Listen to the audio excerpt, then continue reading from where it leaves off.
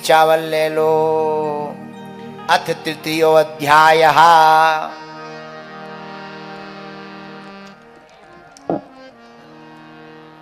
आप भी ले लो, दक्षिणा मिलेगी, बात ले लो।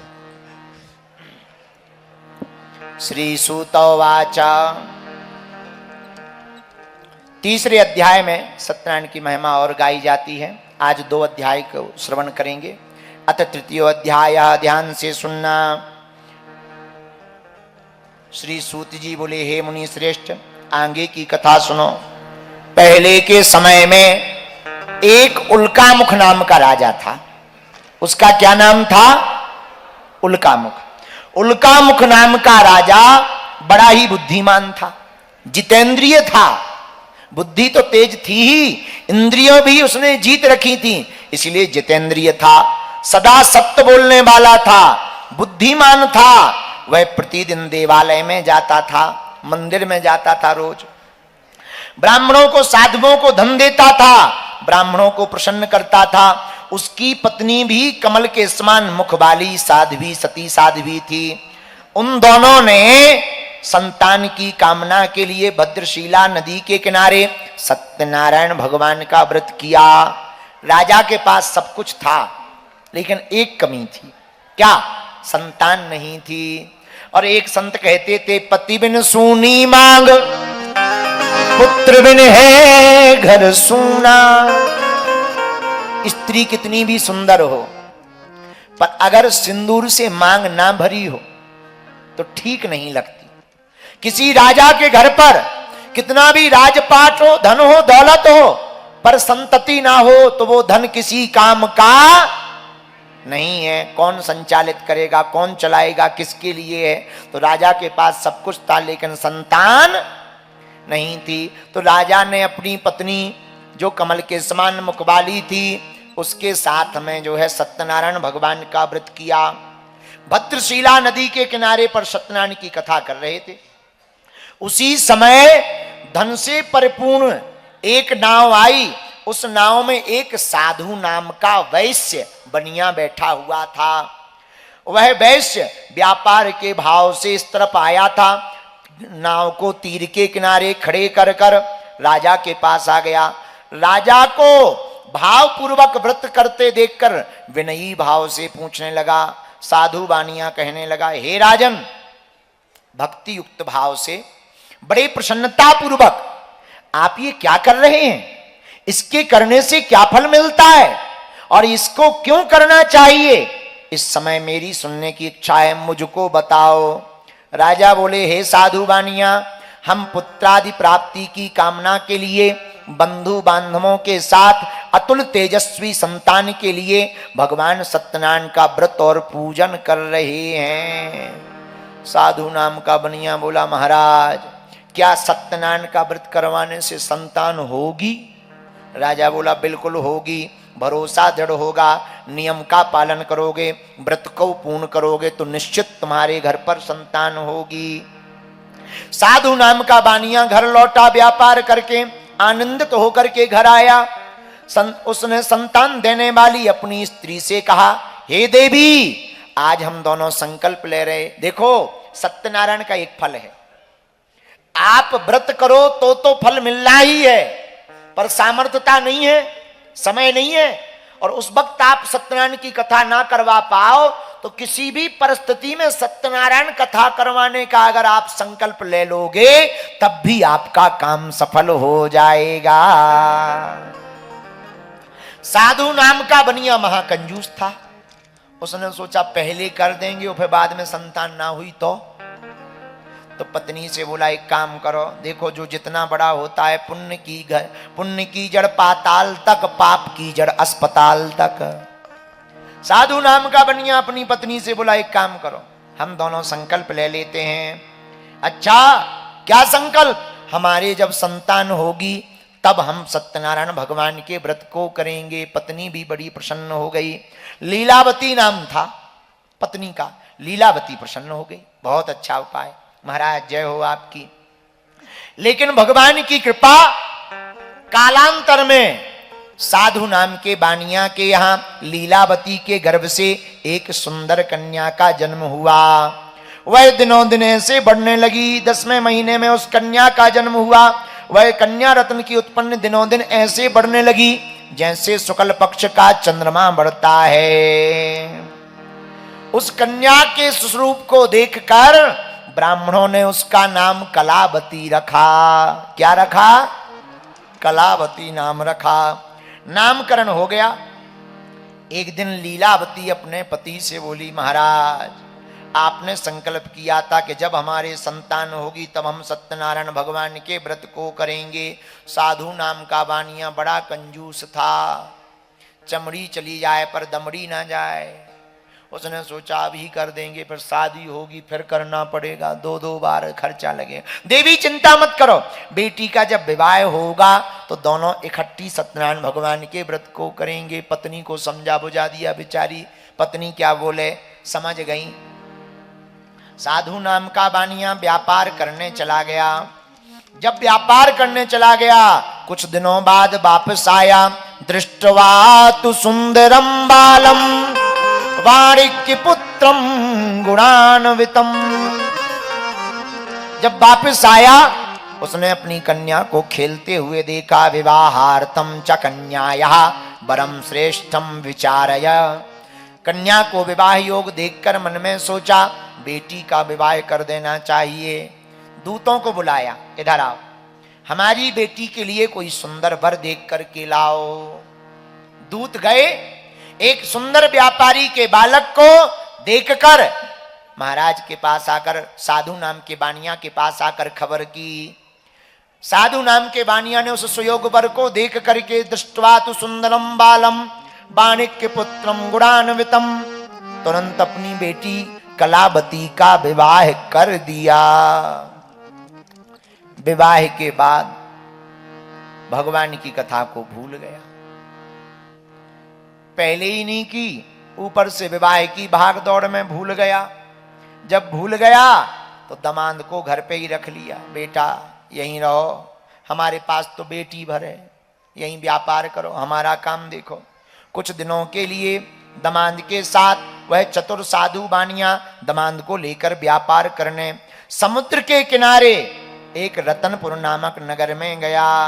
दामाद भी बड़ा आदमी, साधु नाम का बानिया भी बड़ा आदमी, दोनों राजा चंद्रकेतु के नगर में व्यापार करने लगे।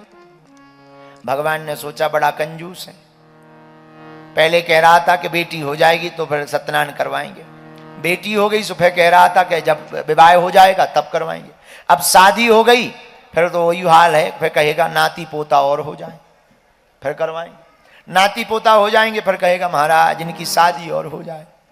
इसका मतलब ये करवाएगा ही नहीं, तो ये तो थोड़ा सा मजा चखा देना चाहिए। भगवान ने ऐसा सोचा थोड़ी सी मिर्ची खिला दे। क्या करें, राजा चंद्रकेतु के नगर में जब वह बानिया व्यापार करने लगा भगवान रुष्ट हो गए। उसकी प्रतिज्ञा को भ्रष्ट देखकर, देखो ये बात सावधानी की है, या तो प्रतिज्ञा करो मत, और करो तो पूरी करो, नहीं तो करो मत। या तो संकल्प लो मत, लो तो पूरा करो। उसकी भ्रष्ट प्रतिज्ञा को देखकर भगवान ने श्राप दे दिया, जाओ तुम्हें महादारुण दुख कठिन दुख प्राप्त होगा। साधु नाम के बानिया को कुछ पता नहीं लगा। कई लोगों का ऐसे ही हाल होता है, उन्हें लगता है भगवान है ही नहीं है, करते जाओ पाप, कहां देख रहा। हाँ, लेकिन जब भगवान की मार घलती है तब फिर ठिकाने लग जाता, फिर जय बजरंगबली करता, भैया कोई बताओ महात्मा जी अच्छे हों, अर्जी लगानी है। जब तक पाप करता है तब तक ध्यान नहीं आता है। बोलो सीताराम। साधु नाम का बानिया बड़ा प्रसन्न व्यापार करने लगा। चंद्रकेतु के नगर में भगवान ने श्राप दे दिया। एक दिन भगवान ने माया के 2 चोर बनाए। कितने चोर? 2। वह राजा का धन चुरा करके भागने लगे और दिखा के भागे। सिपाहियों से बोले देखो जो ले जा रहे। सिपाही बोले अरे हमारे रहते लिए जा रहे। सो पीछे पीछे सिपाही, आगे आगे चोर। इतने माया के चोर गजब के थे कि उन्होंने इतनी तेज दौड़ लगाई कि चोरों ने कहा, सोचा सिपाहियों को पता लगे कि हम यहां जा रहे हैं। और जिस भवन में वह बानिया और दामाद ठहरा था वहीं पर चोरों ने जाकर धन को रख दिया और माया के चोर गायब हो गए। 2 चोर, ये भी 2। सिपाही ने समझा यही है। बानिया को और दामाद को दोनों को पकड़कर ले गए, राजा के सामने जाकर खड़ा किया। महाराज, हमने आपके धन को चुराने वाले 2 चोरों को पकड़ लिया है, आप आज्ञा करें। राजा ने कहा, इनका धन छीन लो, इनको कठोर कारावास में डाल दो। दोनों खूब सफाई देते रहे, पर भैया जब लाठी गलती राम की नहीं चलती किसी की। भगवान की लाठी बड़ी खतरनाक है, इसलिए तो हमने पहले ही कहा, पुण्य की जड़ पाताल तक, पाप की जड़ अस्पताल तक। साधु नाम का बानिया रोने लगा, कारागृह में पड़ा। इधर सत्यनारायण भगवान की माया के कारण उसकी बात को किसी ने नहीं सुना। राजा चंद्रकेतु ने सारा धन छीन लिया और श्राप के कारण उसके घर पर भी चोरी हो गई। ले हमारे एक संत कहते थे, बाढ़ही धन अनीत को 10 बरस तक राय, 10 ते 11 जो लगे जरा मूढ़ते जाए। अनीति का धन 10 साल तक टिकता है, 10 से 11 लगते ही जरा मुड़ से चला जाता है। इसने भगवान के संकल्प को पूरा नहीं किया तो खुद भी जेल में गया और घर पे भी चोरी हो गई, सो कंगाल हो गए। बेटी और माँ दोनों भिक्षा मांग करके जीवन जीने लगे। लो आ गई ज्यों के त्यों, बोलो जय सिया राम। शरीर में पीड़ा, मन में चिंता, भूख प्यास से दुखी होकर के लीलावती कलावती घर घर घूमने लगी। एक दिन कलावती बड़ी देर रात को घर आई।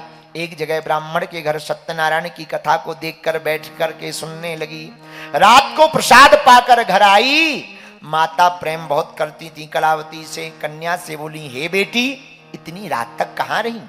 तेरे मन में क्या है? क्या तू मुझे नरक में ले जाएगी, मेरी नाक कटवाएगी?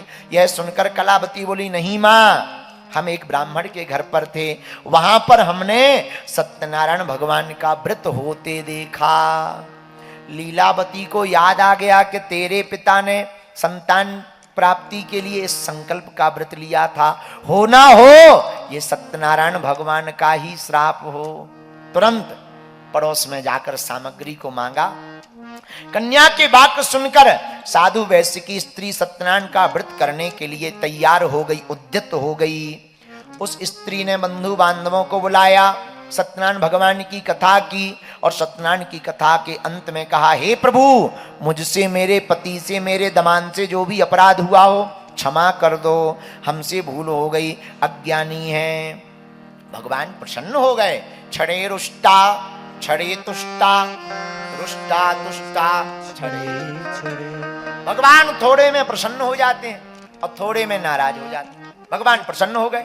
प्रसन्न भय राजा चंद्रकेतु के स्वप्न में गए। ए राजा उठ, सुबह होते ही जो 2 चोर तुमने कारागृह में बंद किए हैं खोल देना, वरना पूरा राज्यपाट नष्ट कर देंगे। धमकी दे दी। राजा की 3 बजे रात को नींद खुल गई।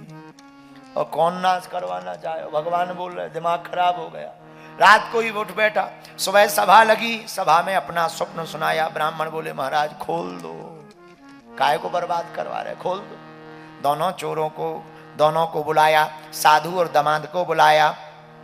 भगवान की कृपा से दोनों ने आकर हाथ जोड़ लिए। कैदियों की तरह उनको बांध करके लाए थे, पर उनको खुलवा दिया, हाथ जोड़ लिए। राजा ने जो धन लिया था, उस जो छीना था वह भी लौटा दिया, दुगना दे दिया। दोनों बड़े शर्म के मारे नीचे सिर करें। राजा चंद्रकेतु बोले, आप शर्म मत करो, ये आपका अपराध नहीं है, देव अपराध था आपसे। कोई अपराध हो गया था तुमसे, देवताओं का अपराध हो गया था, इसलिए तुमने दुख को पाया है। दोनों वैश्य राजा चंद्रकेतु को नमस्कार करके कुछ नहीं बोल पाए। दुगना धन ले लिया। दुगना धन लेकर के प्रसन्न मन से बड़े भाव पूर्वक अपने घर को चलने लगे। राजा ने कहा, साधु साधु अपने घर को जाओ। राजा को प्रणाम करके नाव में पूरी संपत्ति को रख करके जाने लगे। इति श्री स्कंद पुराणे रेवाखंडे सत्यनारायण व्रत कथायामो 3य अध्याय समाप्ता। बोलो वृंदावन बिहारी लाल की जय हो, सत्यनारायण भगवान की जय हो।